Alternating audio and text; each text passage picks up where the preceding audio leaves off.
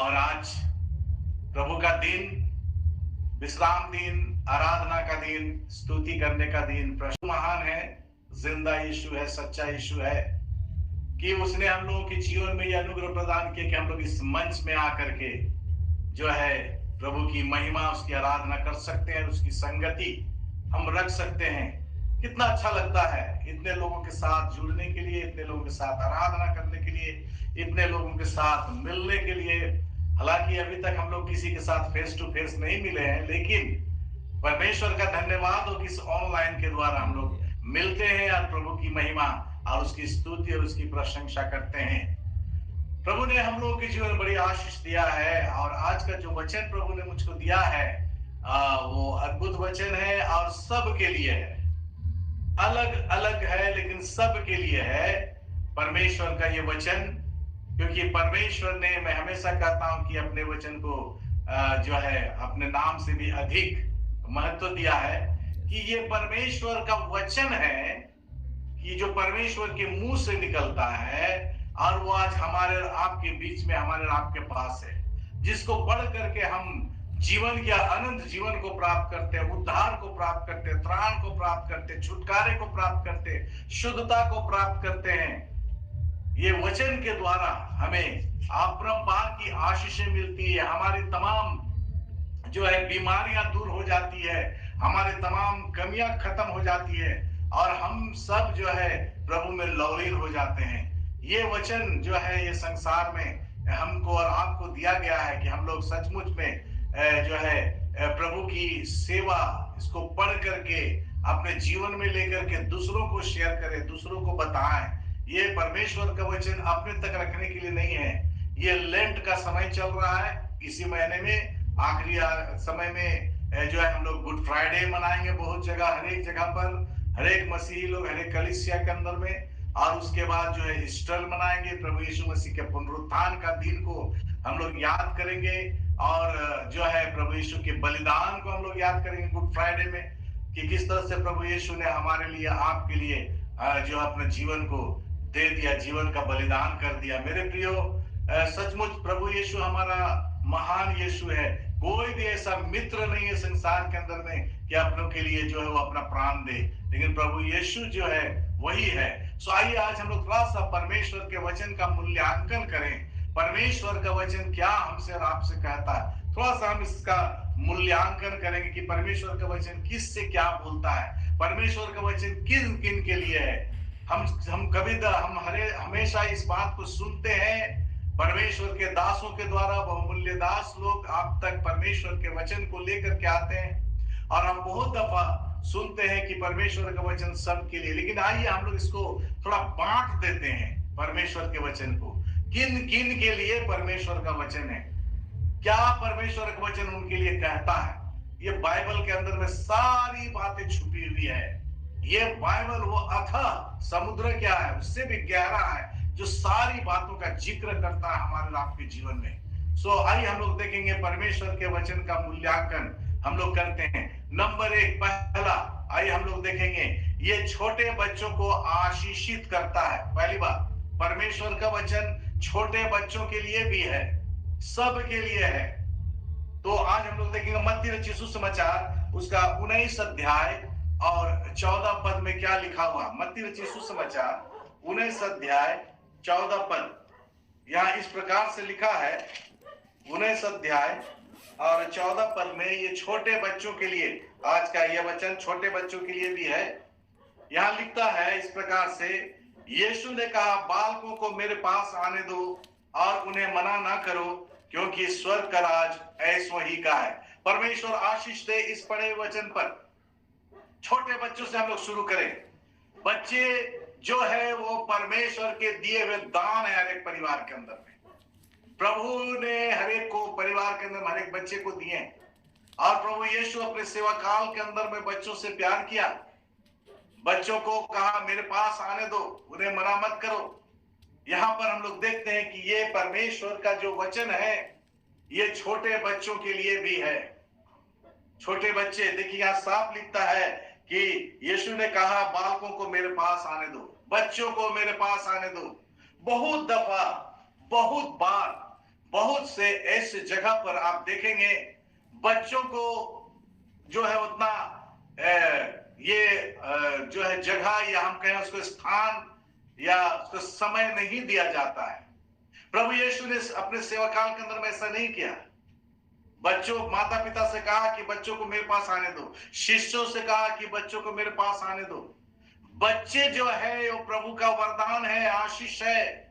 ये बच्चे जो है आज आपके हमारे घरों में है, लेकिन कल ये कलीसिया के एक मजबूत खंभा बनेंगे।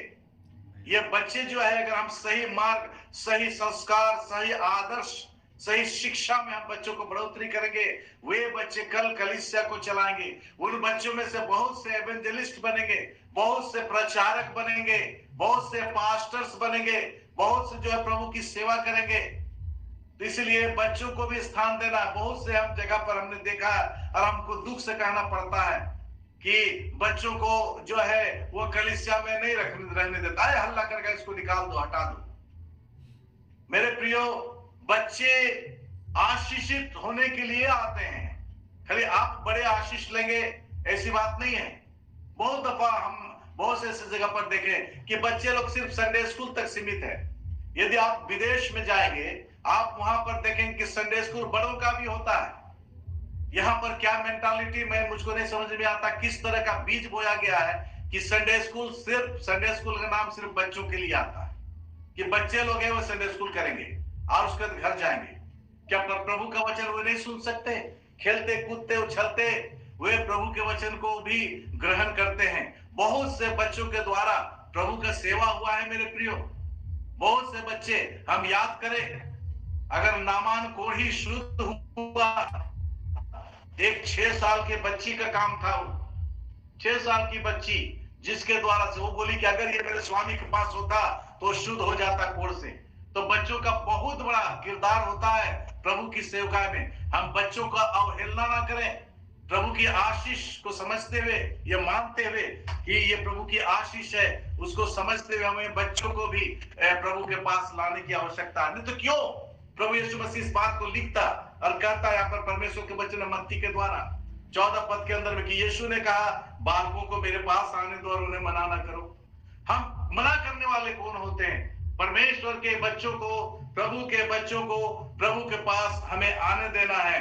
हम इस बात को प्रभु यीशु मसीह बच्चों के द्वारा सिखाता है। देखिए, सिखाता है कि स्वर्ग का राज ऐसो ही का है। बड़ों से तुलना नहीं किया है, समझदारों से तुलना नहीं किया यीशु मसीह। यहाँ पर बच्चों के द्वारा तुलना किया, बच्चों को लेकर के, कि परमेश्वर का राज का। सोचिए, इस तरह से हमें होना। बच्चों का स्वभाव बहुत ही अच्छा होता है। देखिए, थोड़ी देर देखिए वो लड़ेंगे, थोड़ी देर में फिर वही जो लड़े थे, आंसू बहाए थे, रो रहे थे, मम्मी हमको मार दिया, पापा हमको मार दिया। थोड़ी देर में फिर वे लोग जो है मित्र बन जाते हैं, फिर दोस्त बन जाते हैं, अच्छे दोस्त बन जाते हैं, फिर एक साथ खेलने लगते हैं। लेकिन बड़े लोग, अगर बड़े लोगों के जीवन में देखिए ऐसी बात नहीं होती है।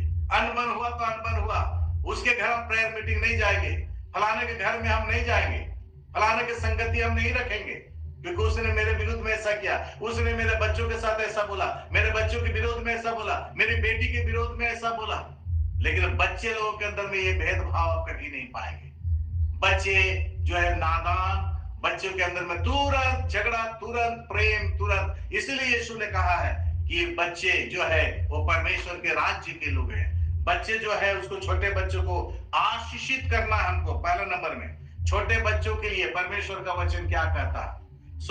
बच्चों को हमें आशीषित करना है, बच्चों को छोड़ नहीं देना है, उसकी अवहेलना नहीं करना है। राज्य बच्चों के जीवन से तुलना किया गया है, स्वर्ग का राज्य। देख लीजिए, दूसरी बात, दूसरा पॉइंट मैं आपके सामने में रखना चाहता हूं, और वो है, एक नंबर में मैंने कहा परमेश्वर का वचन जो बच्चों के लिए। दूसरा है, ये नवयुवकों को शक्तिशाली बनाता है। नंबर 2 पॉइंट, परमेश्वर का वचन नवयुवकों को, अब ये जवानों के लिए है। आज जवान कहां है? जवान कितने आते हैं चर्च आराधना करने के लिए? पहला यूहन्ना 2 अध्याय 14 पद मैं आपके सामने में पढ़ना चाहता हूं। पहला यूहन्ना 2 अध्याय और 14 पद के अंदर में देखिए यूहन्ना क्या कहता है। यूहन्ना ने 5 पुस्तक लिखा है, मैं आपको बार बार बतलाना चाहता हूं, इस बात को सिखलाना चाहता हूं। यूहन्ना रचित सुसमाचार, पहला यूहन्ना, दूसरा यूहन्ना, तीसरा यूहन्ना और यूहन्ना का प्रकाशित वाक्य। सो पहला यूहन्ना और उसका 2 अध्याय और 14 पद को मैं आपके सामने में पढ़ना चाहता हूं नवयुवकों के लिए। हे पितरों, मैंने तुम्हें इसलिए लिखा है कि जो आदि से है तुम उसे जान गए हो। अब आगे लिखता है, हे जवानों, मैंने तुम्हें इसलिए लिखा है कि तुम बलवंत हो और परमेश्वर का वचन तुम में बना रहता है और तुमने उस दुष्ट पर जय पाई है। यहां संबोधित करता है, हे जवानों, नवयुवकों, जवानों। आज जवान कहां है? आज जवान कहां है? बहुत से जवान उड़ाव पुत्र की तरह हो गया है। बहुत से जवान प्रभु के पास से भाग गया है। बहुत से जवान आज संगति में नहीं बैठना चाहता। बहुत से जवान आज प्रभु से डर जो है, प्रभु के भय से, प्रभु के डर से इधर उधर भटकता रहता है। मेरे प्रियो, आज नवयुवक कहां है? परमेश्वर का वचन नवयुवकों के लिए कहता है, संबोधित करता है, हे जवानों। सभोपदेशक में सुलेमान ने कहा है, अपनी जवानी के दिनों में अपने सृजनहार को स्मरण रख। जवानी जवान को संबोधित करता है, लेकिन आज जवान लोग खोए हुए हैं। पता नहीं जवान लोग कहां हो गया, कहां उनका विजन है, कहां उनका दर्शन है, क्या वे कर रहे हैं, कहां खोए हुए हैं। कौन उनको लाएगा, कौन उनको बतलाएगा? और जब वे दूसरे मार्ग पर चले जाते हैं, अन्य रास्ते पर चले जाते हैं, भटक जाते हैं, अंत में माता पिता को आकर के पास्टर से कहना पड़ता है। बहुत से प्रार्थना विनती रखी जाती है, अंत में पास्टर एमके से कहते हैं लोग, मेरे बेटे के लिए प्रार्थना करिए, मेरा बेटी के लिए, जवान बेटा है, जवान नवयुवक है, उसके लिए प्रार्थना करिए। प्रार्थना करने के लिए कहा जाता अंत में। यदि हम सही शिक्षा दें, आरंभ से अच्छी शिक्षा दें, संडे स्कूल जवानों की मीटिंग में बच्चों को भेजें, अपने साथ चर्च में ले जाएं, तो क्यों भटकेंगे? हमारी भी कुछ जिम्मेदारी होती है। हम पेरेंट्स हैं, माता पिता, हमारी भी कुछ जिम्मेदारी होती है। परमेश्वर का वचन यह मूल्यांकन करता है जवानों के लिए भी। हे जवानों, कितना अच्छा बात 14 पद में लिखा हुआ, दूसरा अध्याय का, जवानों के लिए, हे जवानों, मैंने तुम्हें इसलिए लिखा है कि तुम बलवंत हो। बलवंत जिम में जाने के लिए नहीं कह रहा है, बलवंत और कहीं जाने के लिए नहीं कह रहा है, बलवंत परमेश्वर का वचन को पढ़ने के लिए कह रहा है, जिससे हम बलवंत हो सकते हैं। बलवंत होने के लिए हमें परमेश्वर का वचन को पढ़ना होगा। बलवंत होने के लिए हमको प्रार्थना करना होगा। बोलेंगे पास्टर साहब हमेशा इस चीज पर जोर देते हैं, यही तो हमारे पास है, जो प्रभु यीशु ने यही कुंजी दिया जिससे हम स्वर्ग का जो है ताला को खोल सकते हैं, दरवाजे को खोल सकते हैं और अपरंपार की आशीष को ले सकते हैं। मेरे प्रियो, तो जवानों को भी चाहिए, कहां है उनका आज ध्यान, किस चीज पर मन लगाए हुए हैं? प्रभु हर एक से बातचीत करता है।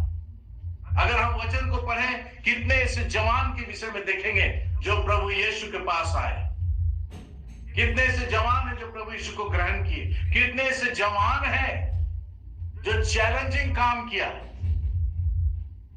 शद्रक, मेशक और अबेदनगो जवान थे वे लोग, दानियल, ये लोग सब जवान थे। ये लोग कोई जो है बुजुर्ग नहीं थे।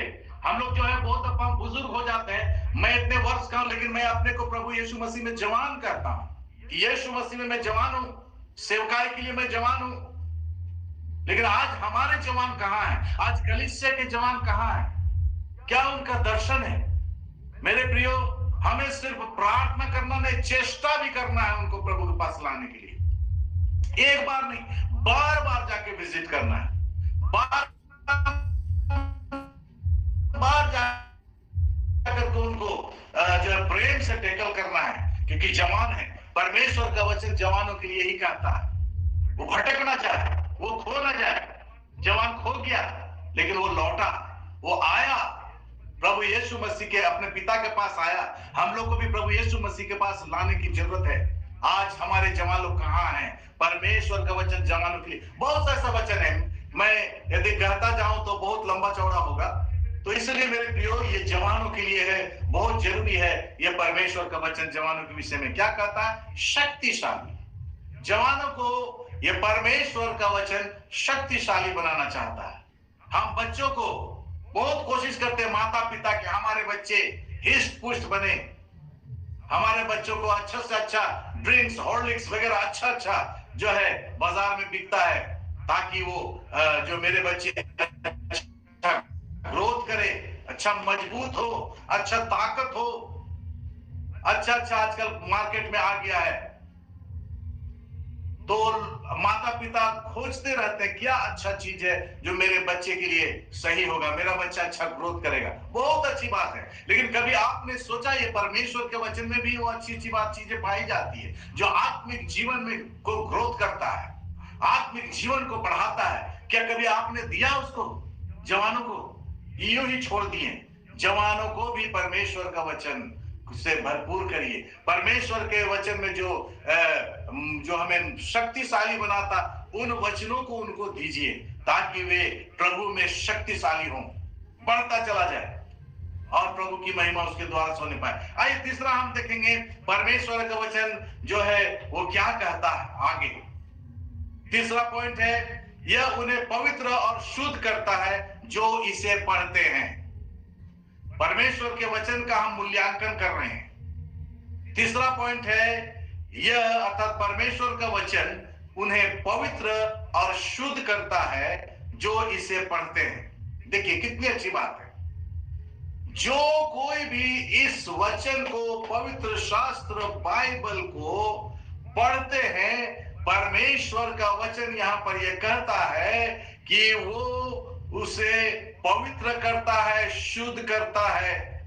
कितनी अच्छी बात है। ये संसार में जो है बहुत सारी चीजें हैं, शैतान जो है हमारे तमाम आशीषों को ले लेना चाहता है, छीन लेना चाहता है, वो हमें अपवित्र कर देना चाहता है, हमें वो अशुद्ध करना चाहता है। इससे बचने का उपाय यही है, ये परमेश्वर का वचन।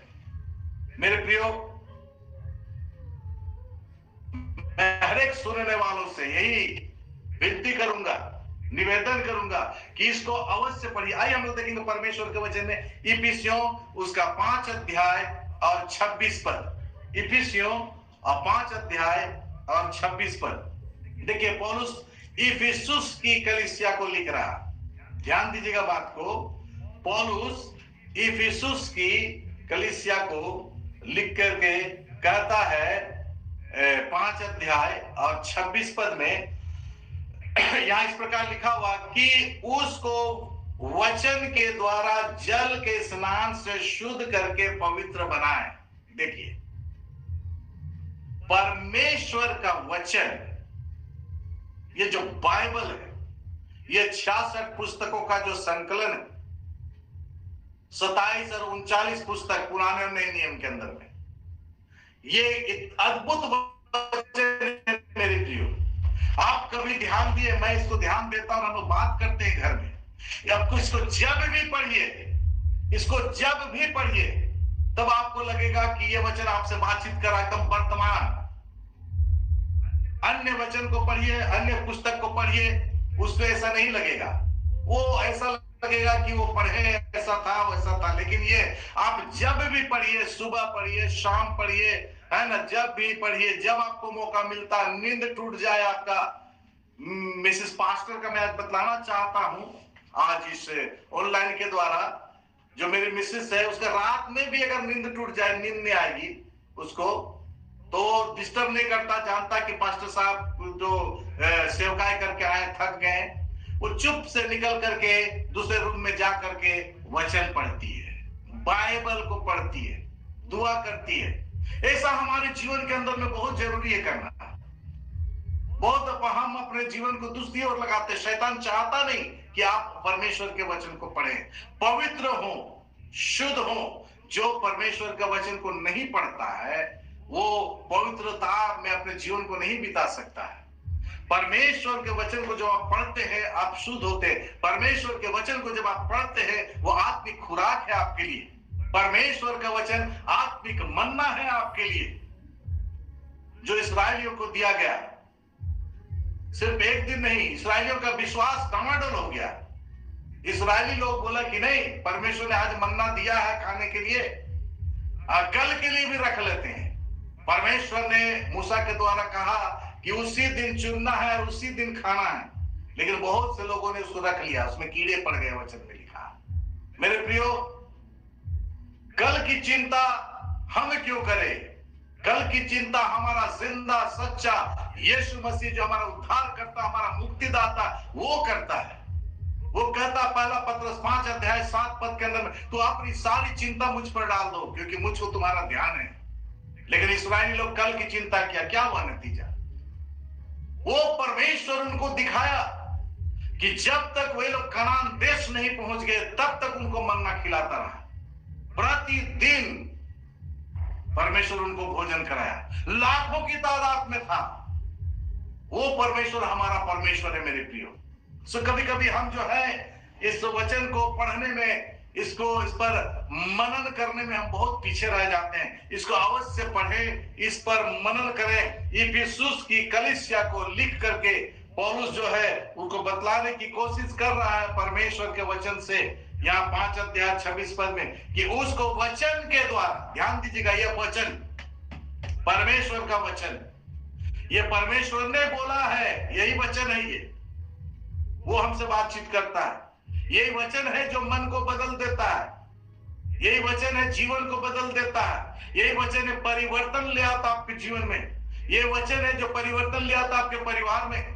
ये वचन जो है जब पढ़ते हैं तो इससे ये बोलता और बातचीत करता रहा, हमारा जीवन एक सुंदर, अच्छा, आशीषित और परमेश्वर का भय मानने वाला जीवन हो जाता। यहाँ पर लिखता है कि वचन के द्वारा जल के स्नान से शुद्ध करके पवित्र बनाता, शुद्ध करता और पवित्र बनाता। परमेश्वर जब पहले आदम और हवा को बनाया, उसमें ये वचन नहीं था, लेकिन परमेश्वर स्वयं अपने मुंह से बोलता था, बातचीत करता था, घूमता फिरता था। लेकिन उन लोगों ने क्या किया? अशुद्ध कर लिया अपने आप को, अपवित्र कर लिया अपने आप को, परमेश्वर का आज्ञा को तोड़ करके परमेश्वर से दूर चला गया। परमेश्वर उनको निकाल दिया एदन की वाटिका से, सारा सुख सुविधा दिया था, घूमता फिरता था, संगति रखता था। आज भी वही परमेश्वर, वही प्रभु यीशु मसीह है, लेकिन हम मौका नहीं देते अपने जीवन में। प्रभु यीशु तू मेरे परिवार में आ, अपने को पवित्र करिए, अपने को जो है शुद्ध करिए। बहुत जरूरी, साइंटिफिकेशन, शुद्ध करना प्रभु यीशु के लिए, अपने को पवित्र करना। प्रभु यीशु मसीह, आप बोलेगा कैसे होता है इस संसार के अंदर में, कैसे हो सकता है? हम सब का उदाहरण है प्रभु यीशु मसीह, जो इसी संसार में जिसमें आज हम और आप पाए जाते हैं, उसने कैसा जीवन व्यतीत किया। देखिए, वो शुद्ध और पवित्र जीवन व्यतीत किया, जिसके सामने हम प्रार्थना करते हैं, जिससे हम प्रार्थना के द्वारा बातचीत करते हैं, जिसके संग, वो इसी संसार में जहां हम पाए जाते हैं। जब हमारा प्रभु यीशु ये अपने आप को पवित्र और शुद्ध करके अपने जीवन को बिताया, तो हम क्यों नहीं कर सकते? शैतान नहीं चाहता मेरे प्रियो, मैं आपको बार बार बतलाना चाहता हूं, शैतान बहुत धूर्त है, बहुत झूठा है। हम कहेंगे वचन का झूठ होगा, वो पाप है, पिता है, साफ लिखा हुआ। इसलिए वो आपको यीशु मसीह से अलग करना चाहता है। यदि हम वचन को नहीं पढ़ेंगे, अपने को पवित्र नहीं करेंगे, अपने को शुद्ध नहीं करेंगे, तो हम विजयी नहीं होंगे। मत्ती रचित सुसमाचार उसके 4 अध्याय में जब यीशु का परीक्षा लेने शैतान आया, मेरे प्रियो, इस वचन से, व्यवस्था विवरण से उठाया उन पदों को, कैसा लिखा हुआ है, व्यवस्था विवरण से उठाया उन पदों को, और बाइबल के पदों से ही यीशु मसीह का परीक्षा लिया। बाइबल के पद से ऐसा लिखा है, पुत्र, ऐसा लिखा है। यदि मेरे प्रियो हम वचन को नहीं पढ़ेंगे, अपने को पवित्र नहीं करेंगे, अपने आप को शुद्ध नहीं करेंगे, वचन को ज्यादा नहीं पढ़ेंगे, तो शैतान हमको भी, मेरे सामने भी परीक्षा लाएगा और हम उसमें असफल, सफल नहीं, असफल हो जाएंगे, फेल हो जाएंगे। शैतान बोलेगा हमने इसको जीत लिया है, यह वचन को नहीं पढ़ता है। इसलिए मैं बतला रहा हूं कि आज हम परमेश्वर के वचन का मूल्यांकन कर रहे हैं। पहली बात हमने बताया बच्चों के लिए, दूसरी बात नवयुवकों के लिए अर्थात जवानों के लिए, तीसरी बात परमेश्वर का वचन हमें सिखाता है, वो हमें पवित्र और शुद्ध करता है जब हम इसे पढ़ते हैं। जितना अधिक हम पढ़ेंगे उतना अधिक जो है हम पवित्र और शुद्ध होते चले जाएंगे। प्रभु यीशु हमें मार्ग बतलाएगा, प्रभु यीशु हमें रास्ता बतलाएगा। बीमार है, परमेश्वर का वचन को पढ़िए और प्रार्थना करिए। समस्या में है, परमेश्वर के वचन को पढ़िए और प्रार्थना करिए। कोई भी तनाव है, परमेश्वर का वचन को पढ़िए और प्रार्थना करिए। बातचीत करेगा प्रभु यीशु मसीह। हम लोग ऐसे यीशु के मानने वाले लोग हैं जो जिंदा है। मेरे प्रियो, हमारा प्रभु यीशु झूठ नहीं बोलता है, वो सच्चा प्रभु है जिसकी हम उपासना करते हैं। लेकिन हमारे अंदर में कमी आ जाता है, हम इस वचन को महत्व नहीं देते, इस वचन को पढ़ते नहीं। आज हम वचन के मूल्यांकन के विषय में बतला रहा हूं। आइए हम आगे देखेंगे। चौथी बात, पहले हमने देखा बच्चों के लिए, नवयुवकों के लिए। चौथी बात, ये विधवाओं की रक्षा करता है। परमेश्वर का वचन विधवाओं की रक्षा करता है। कितना अद्भुत बात, परमेश्वर का वचन। आइए हम लोग देखेंगे निर्गमन 22 अध्याय 22 और 23 पर। यहाँ क्या लिखा हुआ? विधवाओं के लिए, विधवाओं की रक्षा करता है। निर्गमन 22 अध्याय 22 और 23 पर। विधवाओं के लिए भी परमेश्वर का वचन है। कभी हमने सोचा, कभी हमने सुना, कभी हम इस पर पढ़े, कभी मनन करते हैं। 22 और 23 पद में लिखा हुआ है, किसी विधवा व अनाथ बालक को दुख ना देना। ध्यान दीजिएगा, परमेश्वर का वचन। फिर लिखता है यहां पर, यदि तुम ऐसों को किसी प्रकार का दुख दो और वे कुछ भी मेरी दुहाई दे, तो मैं निश्चय उनकी दुहाई सुनूंगा। Hallelujah, praise the Lord. प्रभु की स्तुति हो, उसकी प्रशंसा हो। विधवाओं के लिए परमेश्वर का वचन। हम कभी भी उनको तुच्छ ना समझें, हम कभी भी उनको जो है त्याग ना दें, हम उनको प्यार करें, हम अपना प्रेम उनको दिखाएं, क्योंकि उनके जीवन में जो उन्होंने खोया है, वो एक ही बात हम उनको सिखा सकते हैं कि आपसे आपका स्वामी परमेश्वर पिता प्रभु यीशु मसीह है। आपका सुधि लेने वाला प्रभु यीशु मसीह है। आपकी रक्षा करने वाला प्रभु यीशु मसीह है। आपको संभालने वाला प्रभु यीशु मसीह है। आपकी तमाम जरूरतों को पूरा करने वाला प्रभु यीशु मसीह है। इस प्रकार से हम उसको जो उनके हाथ में सौंप दें। यहाँ लिखता परमेश्वर के वचन, वो विधवाओं की रक्षा करता है। कितनी अद्भुत बात है। हमारा परमेश्वर का वचन इस बात को कहता है 22 अध्याय 22 और 23 पद के अंदर में, विधवाओं के लिए। और लिखता है कि विधवा, किसी विधवा व अनाथ बालक को दुख ना देना। दुख नहीं देना है, तो क्या देना है हमें? उनको ऐसा सुख देना, ऐसी आशीष देना जिससे वो प्रभु यीशु मसीह के चरणों में पाए जाए, जिससे उनका जीवन प्रार्थना का जीवन हो। हमने देखा नए नियम के अंदर जब प्रेरितों की सेवकाई हुई, तो उन लोगों ने उनके सामने में रखा कि विधवाओं की सुधि नहीं ली जाती है, और तुरंत टीम जो है वो बनाया गया और जो है वहां पर सेवकाई के लिए उनको रखा गया। मेरे प्रियो, जरूरी है दुख ना दें, उनको जितना हो सके जो है उनके साथ मिल करके प्रार्थना करें, उनको हिम्मत दे, ढाढ़स बंधाए, और जो है प्रभु के वचन से उनको और भी और आगे ले चलें, जिससे परमेश्वर की आशीष होगी। इसलिए परमेश्वर का वचन जो है विधवाओं के लिए भी है। उसका भी हम देख रहे हैं कि उनकी सुधि लेना, कैसे हमें दुख नहीं देना है, उनको प्रभु के प्रेम में आगे बढ़ाना है। दुखी है, उनके दुख को जो है दूर करना है, उनको सहयोग करना है, उनको उठाना है, ताकि परमेश्वर का प्रेम उनके जीवन में और बढ़ता चला जाए, परमेश्वर की आशीष अनुग्रह उनके जीवन में हो। सो यहाँ बहुत से वचन मैं उसके विषय में कहना चाहता हूं और सिखलाएं। लूका रचित सुसमाचार के अंदर में थोड़ा सा हम लोग आएंगे। लूका रचित सुसमाचार, देखिए वहां क्या लिखा हुआ है। लूका रचित सुसमाचार और उसका पहला अध्याय के अंदर में ही जो है हम लोग देखते हैं कि वहां ऐसी भी स्त्री है जो पर उनको खाली उनको प्रार्थना करना है और वो अपना समय पूरा प्रार्थना में बिताती थी।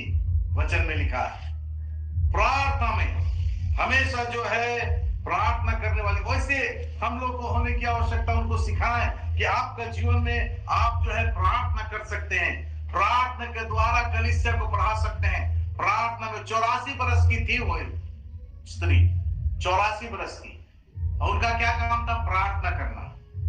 मेरे प्रियो, हम ये सिखा सकते हैं कि प्रार्थना में आप समय को बिताइए। जवानों को सिखाएं प्रार्थना में समय को बिताए, वचन को पढ़ने में समय को बिताए, और देखिएगा कैसा होगा। उनका जो काम में जहां रोक था वो सारा रुकावट दूर होगा। परमेश्वर सारे द्वार को खोलेगा, परमेश्वर आशीष देगा, प्रभु यीशु मसीह आशीष देगा मेरे प्रियो। इसलिए बहुत जरूरी है इन लोगों को भी हम लोग प्रार्थना में उठाएं, सिखाएं प्रार्थना करने के लिए कि बहन आप प्रार्थना करिए, माता जी आप प्रार्थना में समय को बिताइए, संगति रखने में समय को बिताइए, गवाही देने में, लोगों को बतलाने में समय को बिताइए। प्रभु यही चाहता है आपके जीवन से, प्रभु यही सेवा लेना चाहता है आपके जीवन से, और उनको हमेशा मौका दे सेवा के लिए, कलीसिया के अंदर में मौका दे सेवा के लिए, किसी तरह का भेदभाव ना करे। प्रभु उनको भी रखा है, वचन में उनका भी आदर किया है, दुख दे ना दे, उनके जीवन में कभी भी दुख आने ना दे। यदि दुख लगा है उनको बतलाइए, समझाइए, सिखाइए, प्रार्थना करिए उनके साथ मिल करके, बैठ करके, वचन को पढ़िए उनके साथ बैठ करके, और उनको उत्साहित करिए प्रभु के प्रेम में। जरूर प्रभु के प्रेम में आगे बढ़ता चला जाएगा। आइए हम लोग अगला देखेंगे परमेश्वर का वचन अब वृद्धों के लिए क्या कहता, बुजुर्गों के लिए। परमेश्वर का वचन लिखता है ये वृद्धों का सम्मान करता, अर्थात बूढ़ों का, बुजुर्गों का। दुख लगता है संसार में जब आप इधर उधर चलते हैं, बस स्टैंड, रेलवे स्टेशन, कहीं भी बाजार में, वृद्ध लोगों का सम्मान नहीं करते हैं लोग, आदर नहीं करते। लेकिन परमेश्वर का वचन उनके लिए क्या कहता है, आइए हम लोग देखेंगे। वृद्ध लोगों का भी सम्मान करने की आवश्यकता है। ले व्यवस्था 19 अध्याय 32 पद, मूसा की लिखी हुई तीसरी पुस्तक ले व्यवस्था 19 अध्याय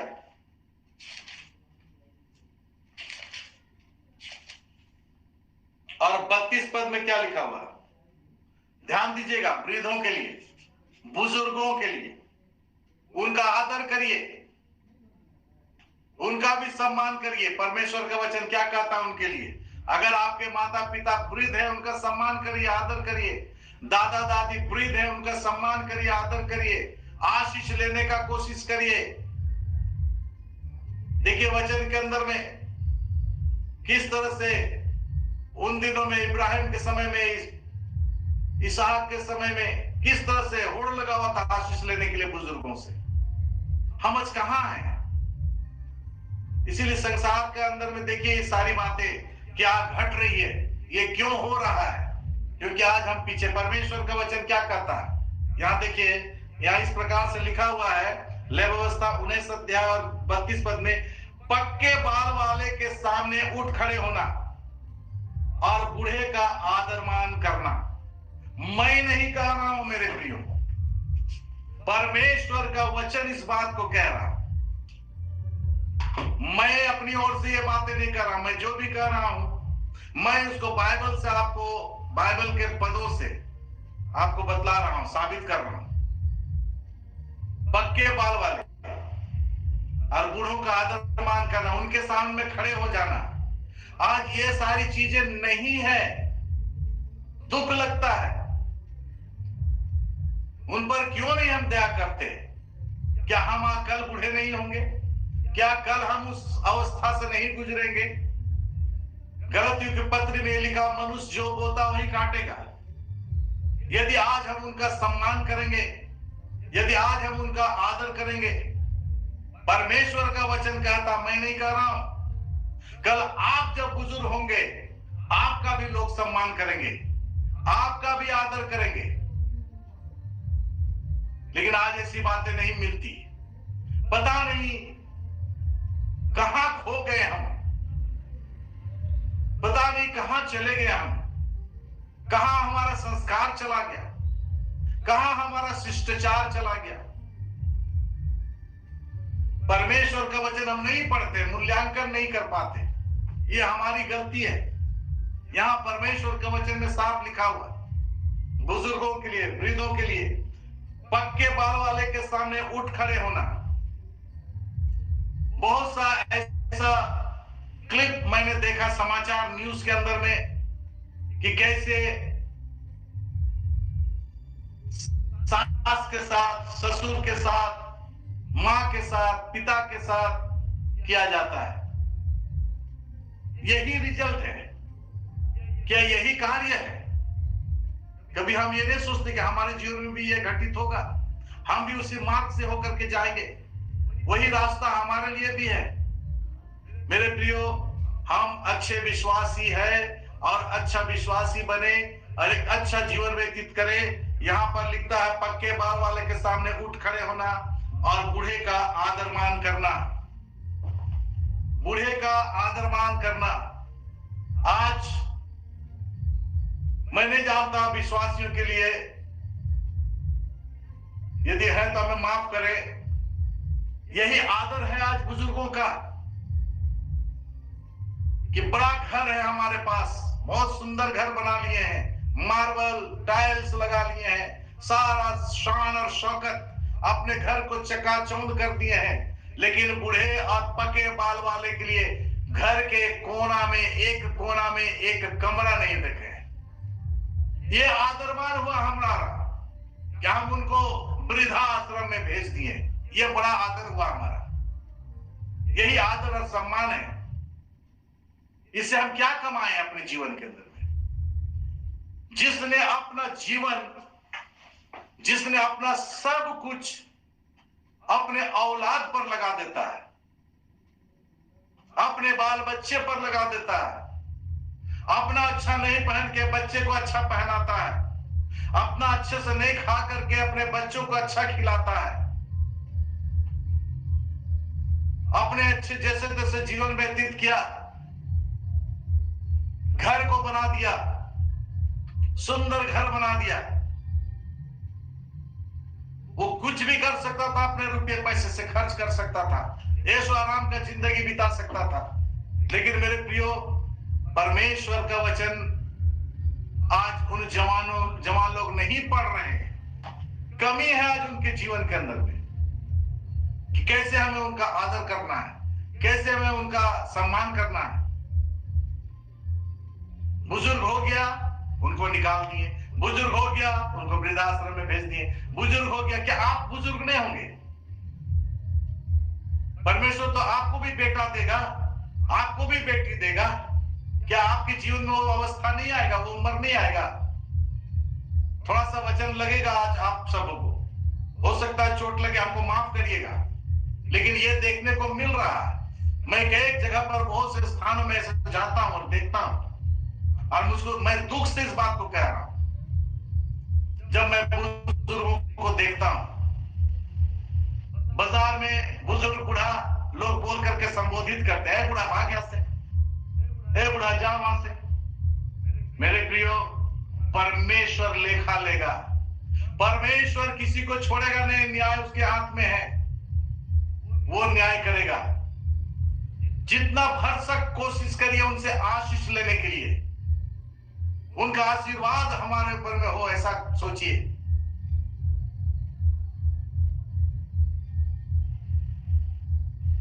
बुजुर्गों का सम्मान करिए, पके बाल वाले का। मैं यही कह रहा हूं अपनी ओर से, मैं जो भी कह रहा हूं, यह परमेश्वर का वचन इस पर लिखा हुआ है, वो मैं कह रहा हूं कि पक्के बाल वाले का के सामने में उठ खड़े होना और बूढ़े का आदर मान करना। सोचिए, आप बहुत जगह देखेंगे, मैं क्या बोलूं, मुझको तो देखने को मिलता है, आप भी बहुत से देखेंगे। क्या आदर मिलता है? क्या उनको सम्मान मिलता है? क्या परमेश्वर ने उनको नहीं बनाया? उसने अपना सब कुछ तो अपने बच्चे के ऊपर में लगा दिया। किताब, कॉपी, कपड़ा लता, पढ़ाई लिखाई, खाना पीना, बहुत से माँ लोग को देखिएगा भूखे रह करके बच्चों को खिलाती है। क्या उसी दिन के लिए कि जब वो बुजुर्ग हो जाए उनको निकाल दें? परमेश्वर का वचन का मूल्यांकन, परमेश्वर के वचन को पढ़िए मेरे प्रियो, और परमेश्वर का डर को अपने जीवन में लीजिए, नहीं तो जीवन में हम बहुत पछताएंगे। यदि हमसे कभी गलती हुआ हो, ऐसा हमने गलती किया है, आदर के बदले अनादर किया है, तो अपने माता पिता का आदर करना, वचन में लिखा है 10 आज्ञा के अंदर में, जब बुजुर्ग हो जाए तो उसको सम्मान करना। यदि आपसे ऐसा गलती हुआ है, प्रभु से क्षमा मांगिए और उनसे भी क्षमा मांगिए और उनको अपने साथ ले आइए कि मैंने गलती किया है, मैंने पाप किया है, मुझसे गुनाह हुआ है। परमेश्वर का वचन कहा है, मैंने सीखा है, सुना है कि आदर करने के लिए कहा गया है, सम्मान करने के लिए कहा गया है। मैं आपको बतलाता हूं, परमेश्वर आपको बड़ी आशीष देगा। जिस दिन आप ऐसा करेंगे परमेश्वर आशीष देगा।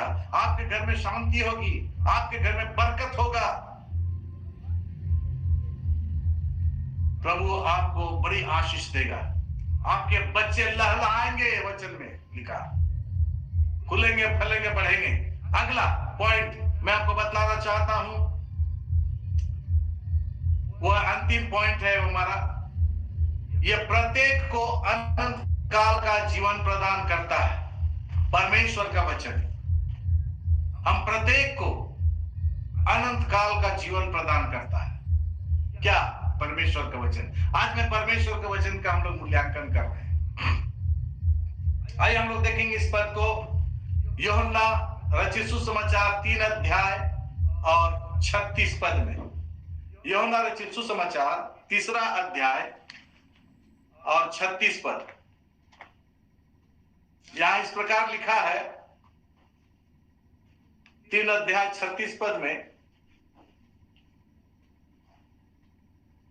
ये प्रत्येक को अनंत काल तक का जीवन प्रदान करता है। उसके विषय में हम लोग देख रहे हैं 36 में, जो पुत्र पर विश्वास करता है अनंत जीवन उसका है, परंतु जो पुत्र को नहीं मानता वह अनंत जीवन को नहीं देखेगा, परंतु परमेश्वर का क्रोध उस पर रहता है।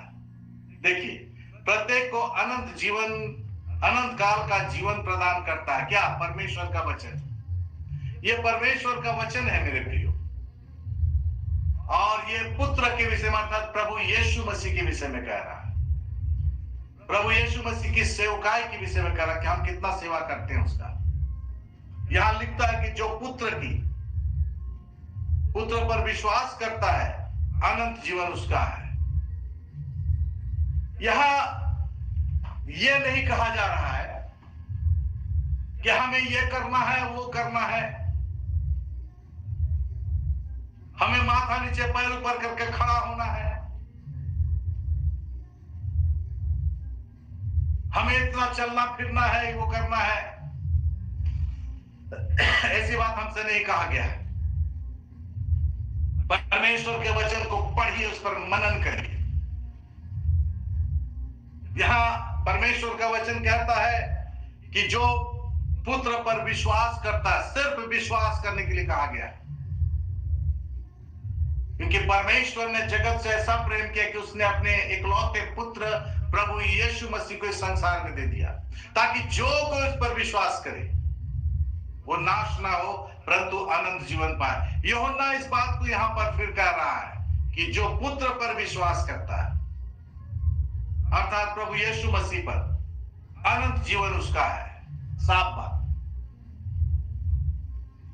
पुत्र पर हम जब विश्वास कर लेते हैं, हम अनंत जीवन के वारिस हो जाते हैं। वो हमें वो अधिकार दे देता, स्वर्गीय अधिकार, वहां का सिटीजनशिप हमें मिल जाती है उस पर विश्वास करने के द्वारा। क्योंकि क्या लिखता है कि हाँ, जो है पुत्र पर विश्वास करता अनंत जीवन उसका है, परंतु जो पुत्र को नहीं मानता वो जीवन को नहीं देखेगा। तो यहाँ परमेश्वर का वचन हमें सिखला रहा है कि हमें क्या करना है? विश्वास करना, पूर्ण विश्वास। मसीही जीवन का पहला सिद्धांत जो है, डॉक्ट्रिन में विश्वास आता है, फेथ।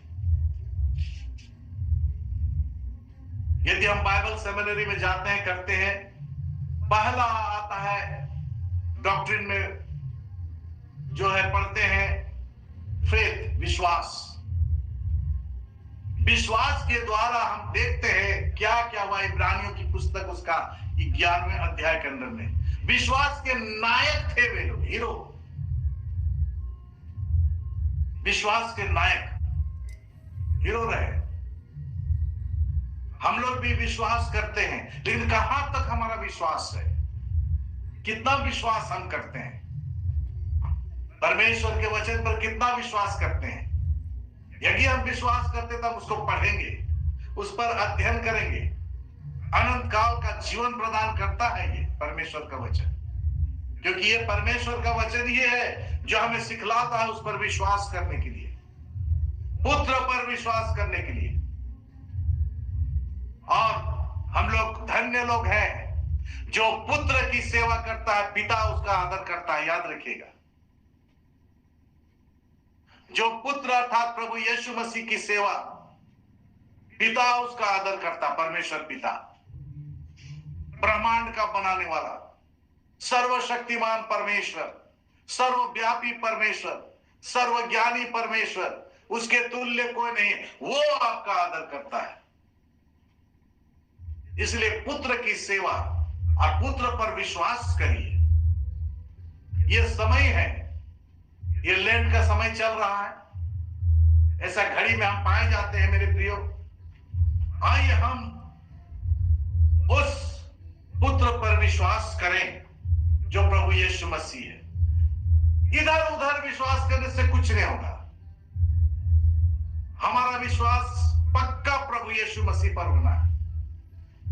परमेश्वर ने अपने पुत्र को इस जगत में इसलिए भेजा कि हम उस पर विश्वास करें और उस अनंत जीवन को हासिल करें जो उसने हमारे लिए तैयार कर रहा है, जिसमें हम प्रवेश करेंगे, जहां की नागरिकता हमें मिलती है विश्वास करने के द्वारा से। तो परमेश्वर का वचन मैंने आपको बतलाया, साबित किया, दिखलाया, सिखलाया, ताकि अब इन सारी बातों को आप जानें। पहली बात कि ये छोटे बच्चों को आशीषित करता है, परमेश्वर का वचन। नंबर 2, यह नवयुवकों को शक्तिशाली बनाता है। यदि कमजोर है, परमेश्वर का वचन को पढ़िए, नवयुवक लोग आप शक्तिशाली होंगे। तीसरा, यह उन्हें पवित्र और शुद्ध करता जो इसे पढ़ते हैं। परमेश्वर का वचन जो भी पढ़ता है, पढ़िए, समय इधर उधर मत गंवाइए। अगर आप पवित्र होना चाहते हैं, अगर आप शुद्ध होना चाहते हैं, परमेश्वर के वचन को पढ़ने की आवश्यकता है, मनन करने की आवश्यकता है, अध्ययन करने की आवश्यकता है, उस पर मन लगाने की आवश्यकता है।